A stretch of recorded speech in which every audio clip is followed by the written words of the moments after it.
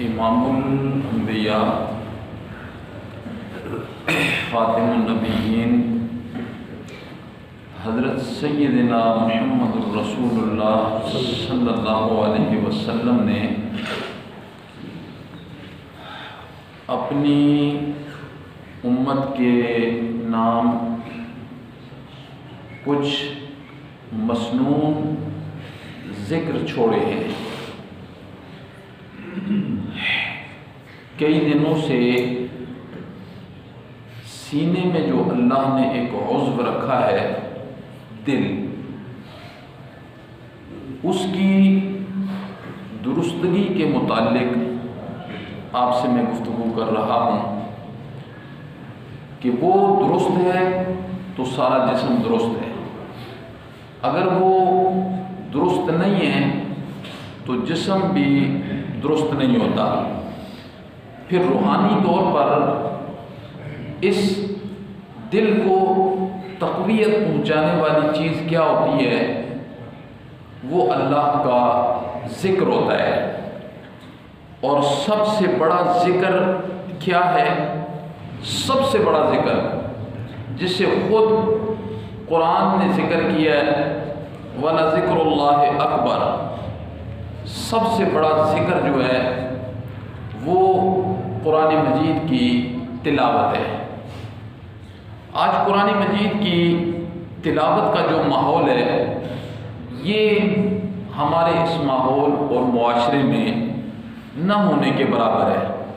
پہلے کسی زمانے کے اندر، بڑے قریب زمانے تک یہ ہوتا تھا کہ رات کے آخری پہر فجر کی نماز کے بعد کوئی گھروں کے برآمدے میں بیٹھا ہے، کوئی کمرے میں بیٹھا ہے، کوئی صحن میں بیٹھا ہے، ایسے قرآن مجید پڑھنے کی آوازیں آتی تھیں جیسے شہد کی مکھیاں بن بنا رہی ہیں۔ لیکن آج اگر ہمارے گلی اور محلوں سے صبح کے وقت گزر جائیں، بندہ ایسے سمجھتا ہے جیسے خاموش قبرستان سے وہ گزر رہا ہے۔ تو ذکر جو ہے قرآن مجید کا، سب سے بڑا ذکر جو ہے وہ قرآن مجید ہے۔ دیکھیے، ایک مخلوق کا ذکر ہے اور ایک خالق کا ذکر ہے، ان میں فرق کیا ہے؟ بس فرق یہ ہے کہ مخلوق کے ذکر سے انسان کے اندر بیماری آ جاتی ہے، اور رحمان کے ذکر سے انسان کے اندر شفائیں آ جاتی ہیں۔ ظاہر بات ہے، جب ہم نے مخلوق کا ذکر کرنا ہے تو پھر ہم نے کسی کی غیبت کرنی ہے، کسی پر تہمت لگانی ہے، جھوٹ بولنا ہے، گالیاں نکالنی ہے، یہی ہوگا نا۔ مخلوق کے ذکر سے روحانی اعتبار سے بندہ مریض ہو جاتا ہے، اور رحمان کے ذکر سے بندہ روحانی طور پر بڑا مضبوط ہو جاتا ہے۔ دیکھیے، شیطان کا جو حملہ ہے، شیطان کا حملہ، قرآن مجید نے بڑے شیطان کے حملے ذکر کیے۔ ایک شیطان کا حملہ یہ ہوتا ہے کہ اللہ رب العزت نے ارشاد فرمایا، انما یرید الشیطان، شیطان ارادہ کرتا ہے، یہ سورہ مائدہ ہے، اللہ نے فرمایا انما یرید الشیطان، شیطان ارادہ کرتا ہے، ان یوقع بینکم العداوۃ والبغضاء فی الخمر والمیسر، کہ تمہارے درمیان بغض پیدا کر دے، تمہارے درمیان دشمنی پیدا کر دے۔ اور شیطان کے پاس دو بڑے زبردست قسم کے ہتھیار ہیں تمہارے درمیان بغض پیدا کرنے کے لیے، دشمنیاں پیدا کرنے کے لیے۔ اس کے پاس دو ہتھیار ہیں۔ پہلا ہتھیار کون سا ہے؟ اللہ نے فرمایا وہ شراب کا ہتھیار ہے، شراب کو عام کر دے گا۔ اور دوسرا ہتھیار کیا ہے؟ وہ جوئے کا ہتھیار ہے، تمہیں وہ جوئے پر لگا دے گا۔ آج ساری دنیا جوئے کی لپیٹ کے اندر نہیں ہے، آج ساری دنیا شراب کی لپیٹ کے اندر نہیں ہے۔ تو قرآن نے فرمایا یہ دو ہتھیار ہیں، اور اس کے ذریعے سے وہ کرتا کیا ہے؟ ان دو ہتھیار کے ذریعے سے وہ کیا کرتا ہے؟ اللہ نے فرمایا وَيَصُدُّكُمْ عَنْ ذِكْرِ اللَّهِ، وہ تمہیں اللہ کے ذکر سے روک دیتا ہے، تمہیں اللہ کے ذکر سے روک دیتا ہے۔ وَعَنِ الصَّلَاةِ، اور تمہیں نماز سے روک دیتا ہے، نماز سے روک دیتا ہے۔ دیکھیے، جب انسان وہ ذکر اللہ، بڑا ذکر چھوڑ دیتا ہے، یعنی قرآن مجید کی تلاوت چھوڑ دیتا ہے، تو غافل ہو جاتا ہے نا۔ بس نماز سے شیطان کو غفلت میں ڈالنے میں بڑی آسانیاں پیدا ہو جاتی ہیں، پھر بندہ نماز سے خود بخود کیا ہو جاتا ہے؟ غافل ہو جاتا ہے۔ تو قرآن نے دو ہتھیار ذکر کرنے کے بعد فرمایا شیطان تمہیں تلاوت قرآن سے غافل کر دے گا، اور جب تم تلاوت قرآن سے غافل ہو جاؤ گے تو آٹومیٹکلی تم کیا ہو جاؤ گے؟ نماز سے تم غافل ہو جاؤ گے۔ آج نماز کی کیا صورت حال ہے! اسی لیے میرے محترم، جب انسان شیطان پہلے مرحلے میں وار کرے نا تو اسے سمجھ جانا چاہیے کہ شیطان مجھ پر وار کر رہا ہے۔ اگر وہ شیطان کے پہلے مرحلے کے اندر وہ شیطان کے وار سے بچ گیا تو شیطان اسے نماز سے کبھی غفلت میں نہیں ڈال سکتا ہے۔ جب ہم شیطان کو خود ایک موقع دیتے ہیں تو شیطان ہمارے اوپر اتنا حاوی ہو جاتا ہے، اتنا حاوی ہو جاتا ہے، پھر غافل تو کیا، نماز چھوڑنے کی وجہ سے ہمارے دل و دماغ کے کروڑویں حصے کے اندر بھی یہ بات نہیں آتی ہے کہ ہم نے کتنا بڑا کفر کر دیا ہے، کتنا بڑا شیطان آنے ہی نہیں دیتا۔ اس لیے اللہ نے فرمایا فَاذْكُرُونِي أَذْكُرْكُمْ، تم مجھے یاد کرو، میں کیا کروں گا؟ تمہیں یاد کروں گا۔ کیا مطلب؟ اس آیت کا کیا مطلب ہے؟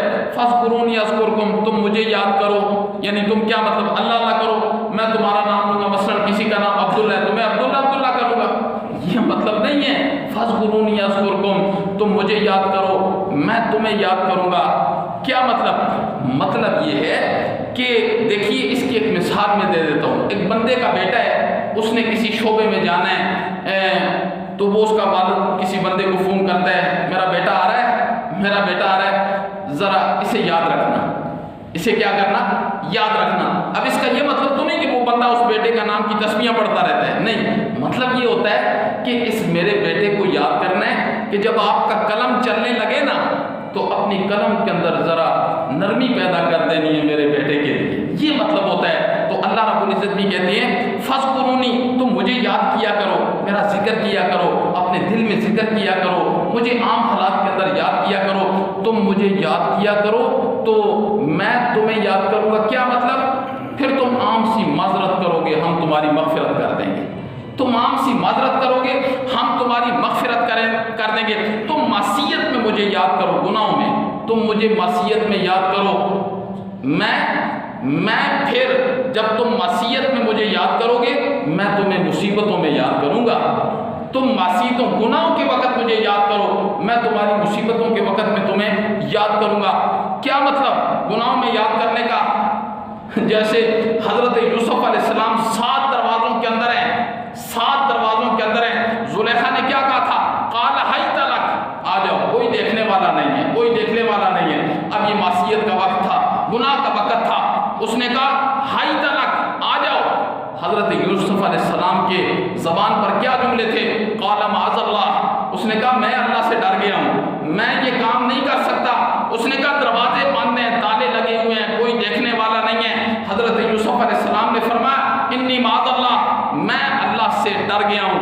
اب حضرت یوسف علیہ السلام نے معصیت میں جب اللہ کو یاد کیا نا تو پھر جب ان لوگوں نے حضرت یوسف علیہ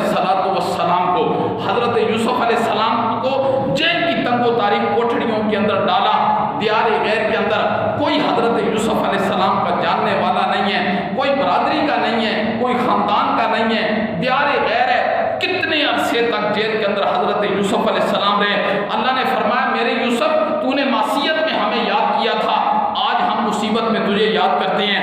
اللہ رب العزت نے دی اس سیٹ پر بیٹھنے کے لیے لوگ کتنی تگ و دو کرتے ہیں، الیکشن ہوتے ہیں، لوگ ووٹ لیتے ہیں، برادریوں کی منتیں کی جاتی ہیں، خاندان والوں کی منتیں کی جاتی ہیں، ووٹ خریدے جاتے ہیں، ان کی کمپین کی جاتی ہے، کتنا کچھ نہیں کیا جاتا، سب کچھ کیا جاتا ہے۔ اللہ نے فرمایا دیکھو میرے یوسف نے معصیت میں مجھے یاد کیا تھا، اب ہم نے مصیبت میں ایسے یاد کیا کہ تختے سے اٹھا کر تخت پر ہم نے بٹھا دیا، جیل کی تنگ و تاریک کوٹھڑیوں سے نکال کر ہم نے بادشاہی کے تاج انہیں پہنا دیے۔ تو اس لیے میرے محترم، جب انسان اللہ کو یاد کرتا ہے نا، یاد کرتا ہے، آج کیا ہوتا ہے؟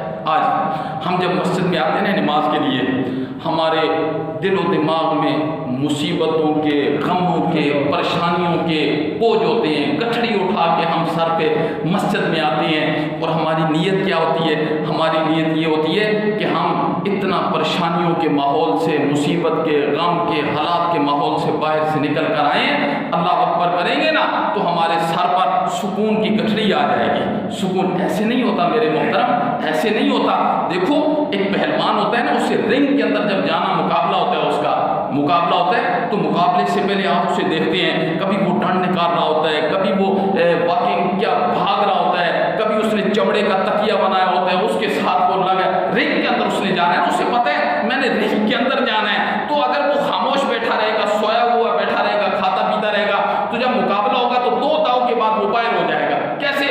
تو جب تیاری نہیں کرے گا تو ہم اس رنگ کے اندر جب آئیں گے اللہ رب العزت کے دربار میں، تو یہ کیسے ہو سکتا ہے کہ ہم مصیبتوں اور پریشانیوں کی گٹھڑی کو اٹھا کر لائیں اور یہاں آرام سے سکون کی گٹھڑی ہمارے سر کے اوپر پڑ جائے؟ ایسے نہیں ہو سکتا جی۔ اگر آپ کو موٹر ہوتی ہے نا، موٹر، اس کے بھی RPM پورا ہونے میں کچھ وقت لگتا ہے، تو انسان تو پھر انسان ہے نا۔ یہ جو اللہ والے ہوتے ہیں، جو یہ چاہتے ہیں مجھے نماز کی یکسوئی حاصل ہو جائے، مجھے نماز میں پوری اللہ کی توجہ حاصل ہو جائے، تو وہ رنگ سے باہر نا اس کی تیاری بھی کر کے آیا کریں۔ یہ وہ اللہ کا ذکر ہے، اللہ کی یاد۔ یہ کیسے ہو سکتا ہے؟ ایک آدمی گالیاں نکالتے نکالتے مسجد میں آ جائے، غیبت کرتے کرتے مسجد میں آ جائے، دھوکہ دیتے دیتے مسجد میں آ جائے۔ یہ تو اللہ رب العزت کا دربار ہے۔ کیا ہماری تو یہ سوچ ہے کہ ہم اللہ کو بھی نعوذ باللہ دھوکہ دے کے جنت کے دروازے تک پہنچ جائے؟ ایسے نہیں ہو سکتا۔ جو اللہ کہتا ہے یعلم خائنۃ الاعین، میں تو آنکھ کی خیانت کو بھی جانتا ہوں۔ جو اللہ کہتا ہے انہ یعلم السر واخفی، میں دلوں کے راز اور بھید بھی جانتا ہوں۔ تو تم اس مالک کے سامنے آ کے جب تم نے کھڑا ہونا ہے تو کھڑے ہونے سے پہلے اس رنگ کے اندر آنے کی کوئی تیاری بھی ہونی چاہیے۔ وہ تیاری کیا ہے؟ ولا ذکر اللہ اکبر، وہ اللہ کا ذکر ہے، اللہ کا ذکر ہے۔ مسنون اذکار میں ایک ذکر رسول اللہ صلی اللہ علیہ وسلم نے فرمایا، یہ پڑھا کریں، کیا اشہد اللہ الہ الا اللہ وحدہ لا شریک لہ لہ الملک ولہ الحمد یحیی و یمیت وہو علی کل شیء قدیر۔ 1,00,000 نیکیاں اللہ رب العزت دے دیتے ہیں۔ حدیث کے اندر آتا ہے جو بندہ صبح اور شام یہ پڑھ لیتا ہے، اللہ 2 باڈی گارڈ اس کے ساتھ یعنی فرشتوں کی صورت میں اس کے ساتھ مقرر کر دیتے ہیں، جو سارا دن شیطان کے غلبے سے اسے محفوظ رکھتے ہیں۔ جو صبح سے پڑھے گا اللہ رات تک 2 باڈی گارڈ مقرر کر دیں گے، جو رات پڑھے گا اللہ صبح تک مقرر کر دیں گے۔ جملے کتنے زبردست ہیں۔ اشہد اللہ الہ الا اللہ، میں گواہی دیتا ہوں مولا تیری ذات کے علاوہ کوئی الہ نہیں ہے، تو الہ ہے، باقی سارے کمزور ہیں مولا۔ اشہد اللہ الہ الا اللہ وحدہ لا شریک لہ لہ الملک، مولا بادشاہی تو صرف تیری ہے، ولہ الحمد، تعریفیں صرف اور صرف تیری ہیں، یحیی و یمیت، زندگی اور موت کا مالک تو ہی ہے، وہو علی کل شیء قدیر، مولا تو ہر چیز پر قادر ہے۔ یہ ذکر مشکل ہے، یہ ذکر کرنا مشکل ہے میرے محترم، یہ مشکل ذکر نہیں ہے، یہ بڑا آسان ذکر ہے۔ بندہ صبح کر لے، بندہ شام کر لے، اپنی زبان کو ذکر سے بندہ کیا کرے؟ تر رکھتا رہے اپنی زبان سے، تو انشاءاللہ العزیز اس بندے کی روحانیت جو ہے نا، روحانیت اسے اللہ رب العزت بڑا مضبوط کر دیں گے۔ جب روحانیت مضبوط ہو جائے گی، بندہ مسجد کے اندر آئے گا نا، پھر نماز میں اسے بڑی یکسوئی حاصل ہوگی جی، جامعیت اسے حاصل ہو جائے گی، اسے نماز پڑھتے ہوئے لطف بڑا آئے گا۔ پھر اس ذکر کی وجہ سے اس کے دل و دماغ میں آنے والے جو برے خیالات ہیں اللہ رب العزت ان سے اس کی حفاظت فرمائیں گے۔ تو اللہ رب العزت سے دعا ہے کہ اللہ رب العزت ہمیں جو رسول اللہ صلی اللہ علیہ وسلم نے مسنون ذکر بتائے ہیں، اللہ ہمیں صبح و شام کو کرنے کی توفیق نصیب فرمائے۔ ہماری اللہم انت السلام و منک السلام، تبارک یا ذا الجلال والاکرام برحمتک۔